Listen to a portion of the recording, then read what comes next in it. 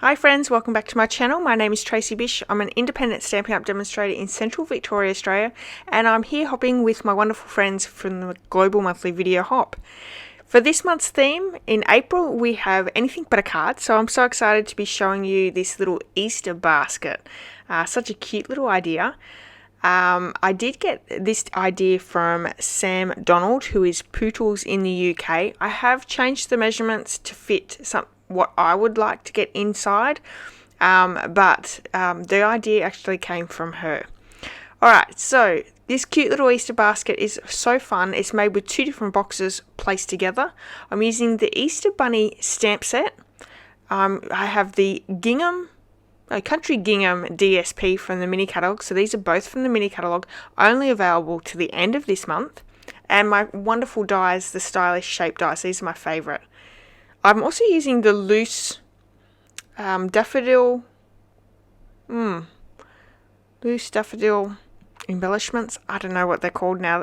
I've just gone a total blank, but we've used those from the mini catalogue as well.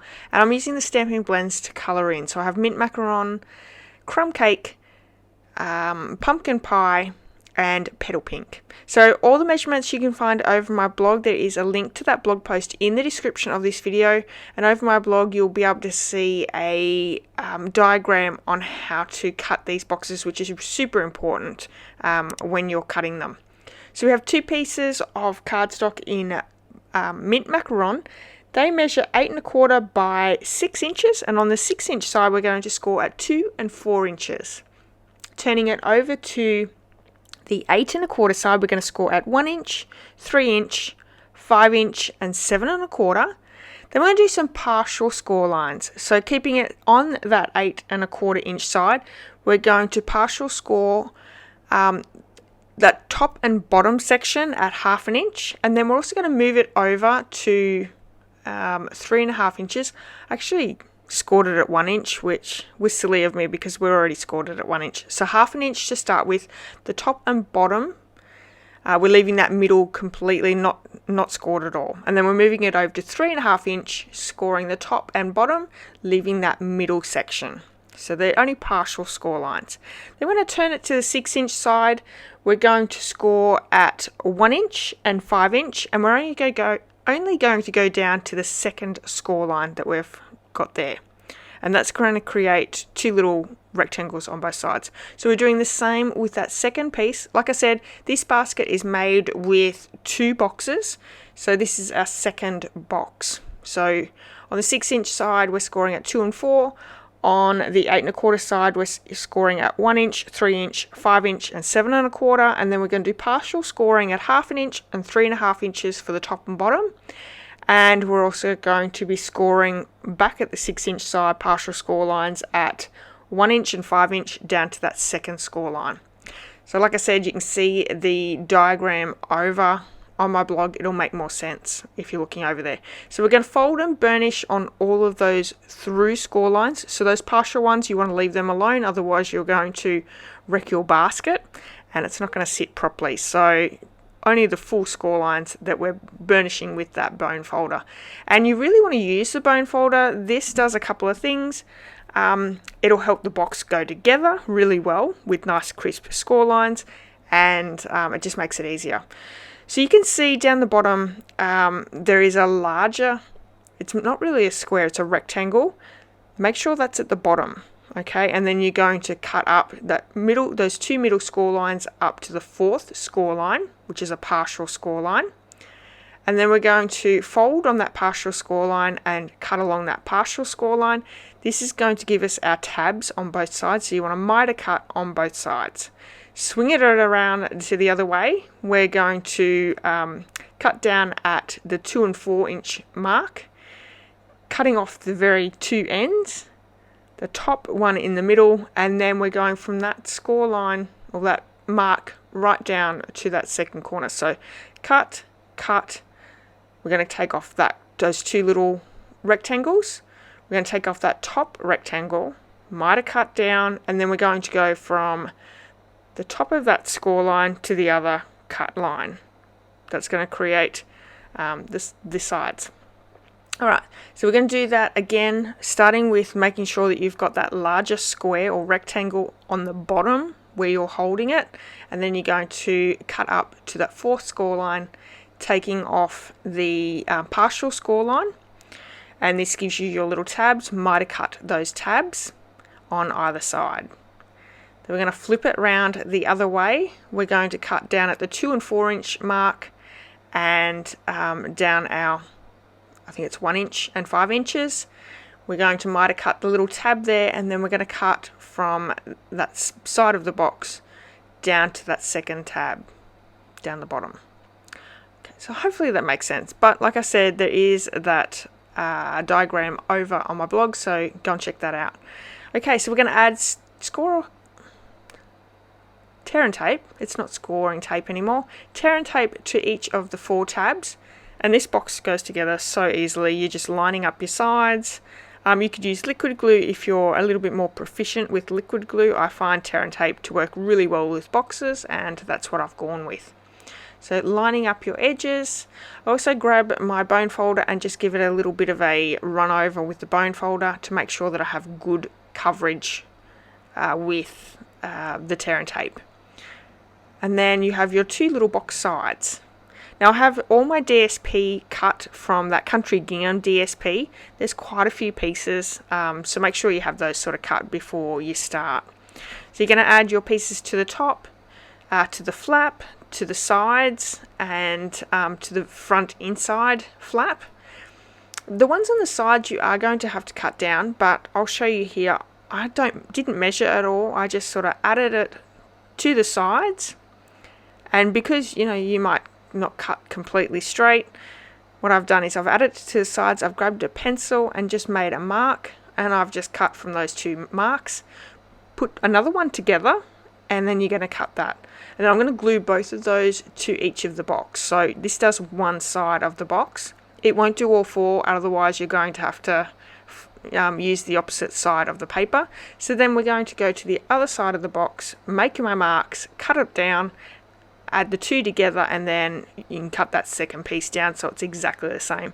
This is the easiest way I've found. You might prefer to measure and cut. It's completely up to you. And then we have our inside of the box as well. We can add some liquid glue to the centers.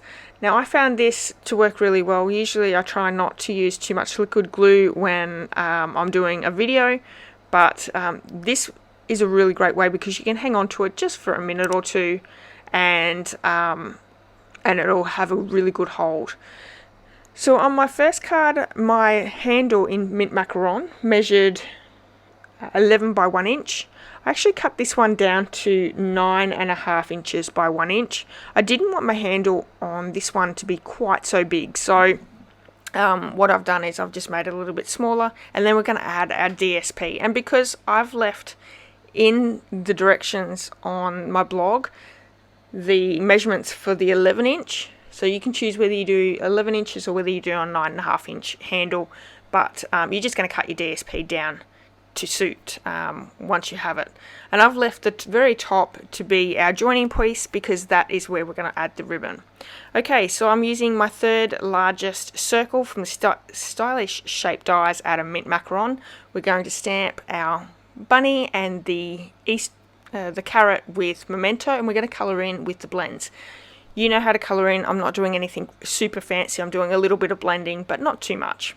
Now don't forget, this is a blog hop, so go and check out everyone's wonderful projects in the description of this video. They are also listed over my blog. You'll see some really great projects, and I really hope that you'll check those out. Also, if you're in need of any of the supplies that I've used today, or you would like to order some Stampin' Up supplies and you live in Australia, you can purchase them in my online store. There is a link to the online store in the description here as well. Go over there, use the host code for this month. I always send out gifts for all my customers each month. You'll get a handmade card as well as a bundle tutorial, and the bundle tutorial is always packed full of wonderful inspirational projects and cards.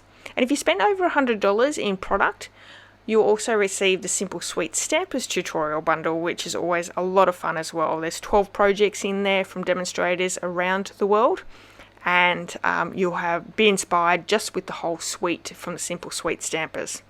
So we're just going to quickly fussy cut around both the carrot and the bunny, and we're going to add that to the carrot's going to be added to the bunny with mini dimensionals, but we're going to glue the bunny down with liquid glue. You could pop that up as well. I didn't think it needed it. I think it's got enough on there with the carrot being popped up, and we are actually putting dimensionals behind the circle there, so I don't think it all needs to be popped up too much.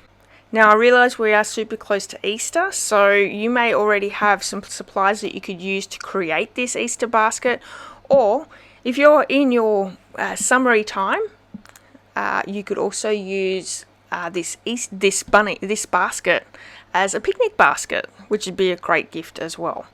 So we're just adding some of those little flowers down. I've added a little bit of liquid glue down, and I'm using my pick tool to pick those embellishments up and put them down. So we're going to add some mini dimensionals. You could use normal size dimensionals. I just didn't have any left in my stash, so we're using the minis for now. And what we're going to do is we're going to add that to the basket.